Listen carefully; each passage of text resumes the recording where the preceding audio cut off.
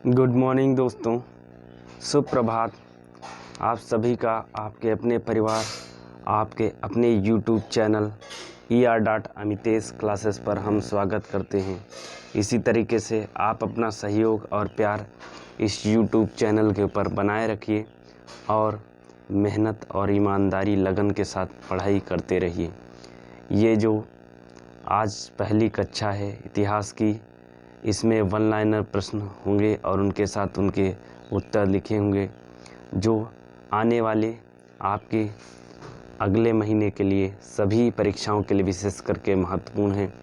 तो अगर हमारी वीडियो आपको पसंद आ रही हो तो हमारे चैनल को आप लाइक कीजिए, सब्सक्राइब कीजिए और कमेंट बॉक्स में कमेंट कीजिए।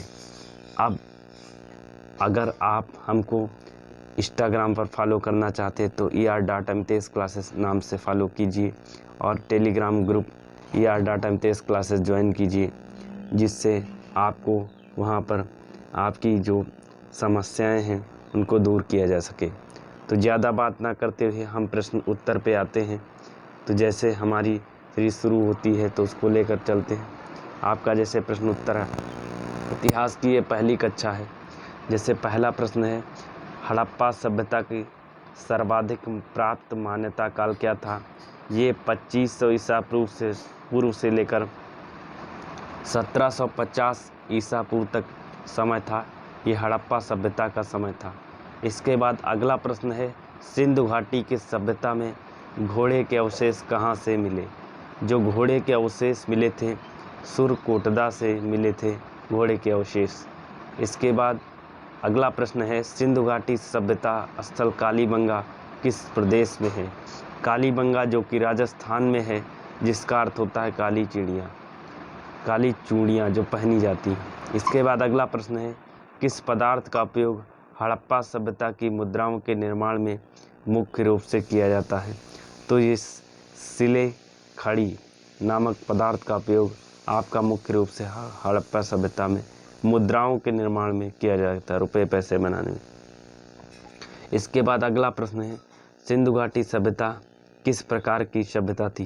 ये कांस्य युगीन सभ्यता थी। सिंधु घाटी सभ्यता के बारे में जब हम बात करते हैं, सिंधु घाटी सभ्यता के लोगों का मुख्य व्यवसाय क्या था? ये मुख्यतः क्या करते हैं?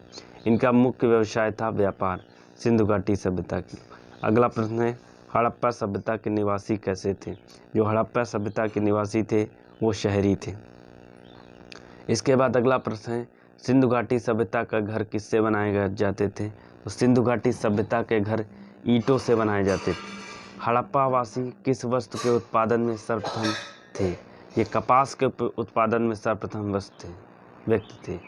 हड़प्पा सभ्यता का सर्वप्रथम खोजकर्ता कौन था? तो हड़प्पा सभ्यता का सर्वप्रथम खोजकर्ता दयाराम साहनी था, जिन्होंने 1921 में हड़प्पा सभ्यता की खोज की थी। इसके बाद अगला प्रश्न है, सिंधु घाटी सभ्यता का पंतनगर जिसको बंदरगाह बोला जाता है कौन सा था? लोथल, जो कि गुजरात में पड़ता है।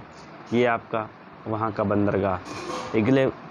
इसके बाद अगला प्रश्न है, पैमानों की खोज ने सिद्ध कर दिया कि सिंधु घाटी सभ्यता के लोग माप और तौल से परिचित थे।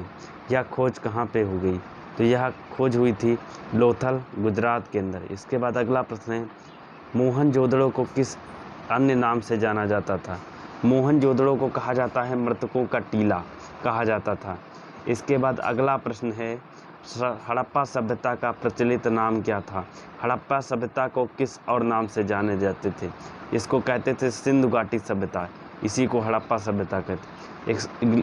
इसके बाद अगला प्रश्न है, कपास का उत्पादन सर्वप्रथम सिंधु क्षेत्र में हुआ, जिसे ग्रीक यूनानी लोगों ने किस नाम से पुकारा?